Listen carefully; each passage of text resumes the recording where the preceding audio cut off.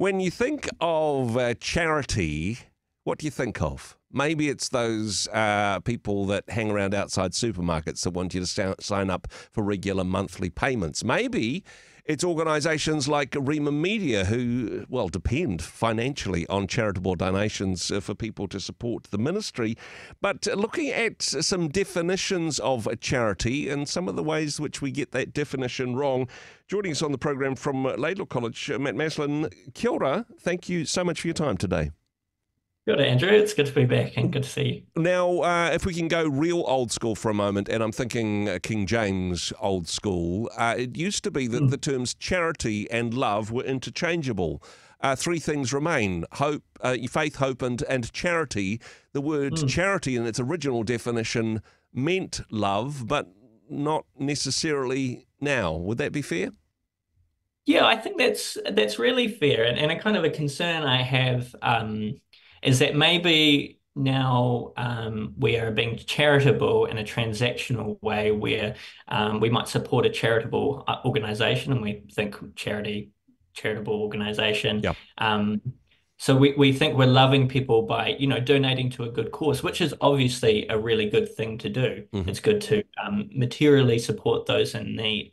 But what I worry about is that maybe through that kind of transactional way of thinking about love and charity, we actually miss the opportunity to connect with the poor. And there's a really good writer, Shane Claiborne. He's been really influential in my own personal faith. And here's this really good line where he talks about, his worry isn't that wealthy Christians don't care about the poor. It's that they don't know the poor.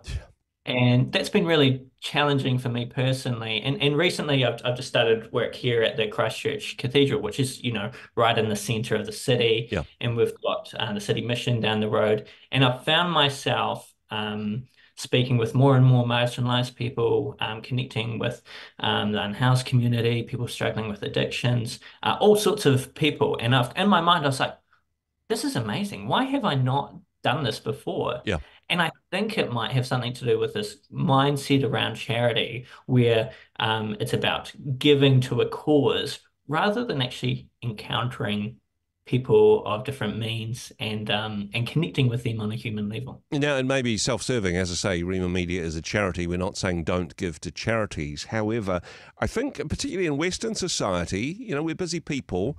It's not that we don't care. It's just that we've outsourced our caring to full-time people that care on our behalf. We give them money, they do the caring, we can get on with our busy lives. As you say, it's become transactional, perhaps.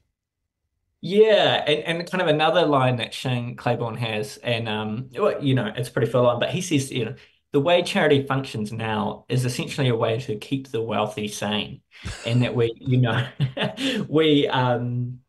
we essentially kind of pay off our our consciences by avoiding too dramatic a lifestyle change, avoid the uncomfortableness of encountering someone of lesser socioeconomic status by kind of just paying our dues. And somehow this retains some sort of sanity between this tension of having money. And I think there's marketing organisations that rely on being able to guilt trip middle class people in this regard. Let's tug on the heartstrings. Let's say, hey, look, if we show these images, if we, flash this phone number, then that's, and honestly, yes, donations are needed in order to keep these charities going, and they do very good work. I'm not knocking that.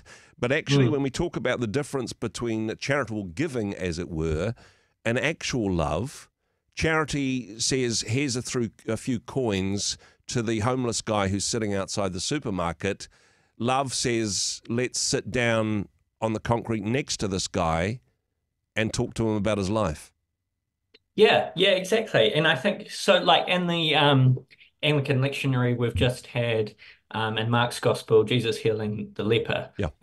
Really great story. The fascinating thing is, the healing part of that story is really great. The fact that his material situation was transformed. And that's often what we focus in on. But really the gold in that story, I think, is that Jesus touched the leper. Lepers were people in society you didn't touch. They worshipped at a different part of the temple. They were, in terms of Jewish ritualness, considered second to only a dead body, essentially. Yeah. And so Jesus didn't have to touch the leper. In Luke's gospel, I think he heals about 10 lepers seemingly just by yelling out to them. Yeah. But he seems to not only touch the leper to cross that social boundary, which we so often don't want to cross, but he also says, go back to the temple and follow all the Jewish customs so that you might be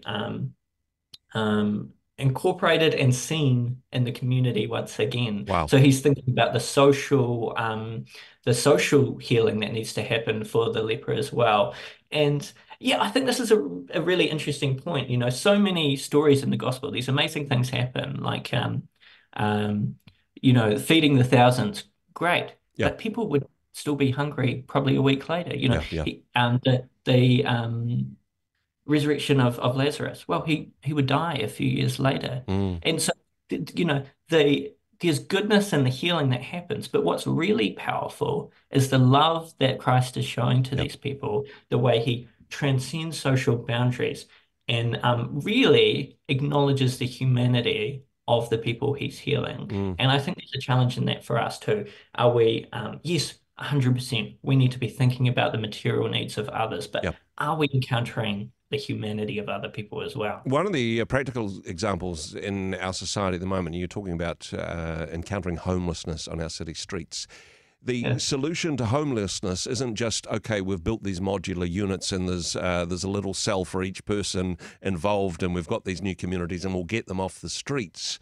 Because the real problem with homelessness isn't the lack of shelter, it's the lack of human companionship. It's actually the epidemic of loneliness which has led to homelessness.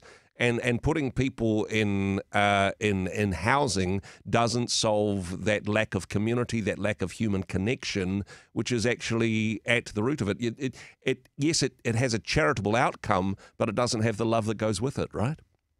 Yeah, and I don't speak at all as someone who has heaps of experience in working with homeless people, and I don't completely understand it thoroughly. But I have had conversations with homeless people who, for them, that's their community. Those are the people they do life with, they journey with, and actually to be housed again is to leave that community or create a kind of I don't know, a barrier between them and their community. So there is this interesting dynamic too, and the social and community element of caring for people as well. That isn't just solved by giving them the material things that they need. Something else which I wanted to touch on, Matt, is because with charity, we often see this transactionally as, okay, the poor people, those are the ones that need the help. And the people with money who give to charities, those are the saviors, if you like. Those are the people that come in and help. But actually, relationally rather than transactionally, it's not just the poor that needs the help. It's not just us that are helping the poor.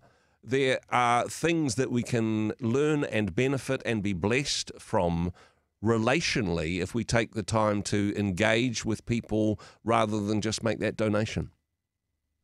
Yeah, I think that's spot on. And often we can feel like, and with charitable causes in the contemporary world, that we have something that other people need, which is material wealth or level of possessions, which again people do need do need money and things to live. But if we look at this through the lens of the Gospels, if we look at this through the lens of Christ and following Jesus, it seems like in the Gospels that actually it's the poor who have something for us, that when we encounter them, we encounter Christ, and actually there's some saving essentially that happens when we recognize their humanity and spend time with them and love them. There's something that we get that's not a transaction. It's just seeing Christ in their humanity and wanting to be around that. So, yeah, I mean, think that's that is easier said than done. But actually, if that is a step that we can take, if we can embrace our humility, putting our pride to one side and saying, hey, actually, I'm not the one that's arrived that's helping these people out. I'm as much, if not more, in need of a savior than them. And perhaps actually loving and being loved by these people is part of my salvation rather than us being the ones with all the answers, right? Yeah, 100%. Totally agree, Andrew, yeah. Hey, appreciate your wisdom on this important topic, especially as we head through Lent towards Easter. Matt, thanks for taking the time to chat with us today. Bless you, Andrew. Thanks for having me. Thanks for joining us on Rhema. Now, if you found value in today's content, hit that like button. And if you haven't already, consider subscribing to our channel with the subscribe button. This really helps us to continue to produce more quality content for you. And hey, if you'd like to stay updated and never miss any of our future videos, ring that notification bell as well. Don't forget to follow us on our other socials, which are in the description below. And until then, stay tuned.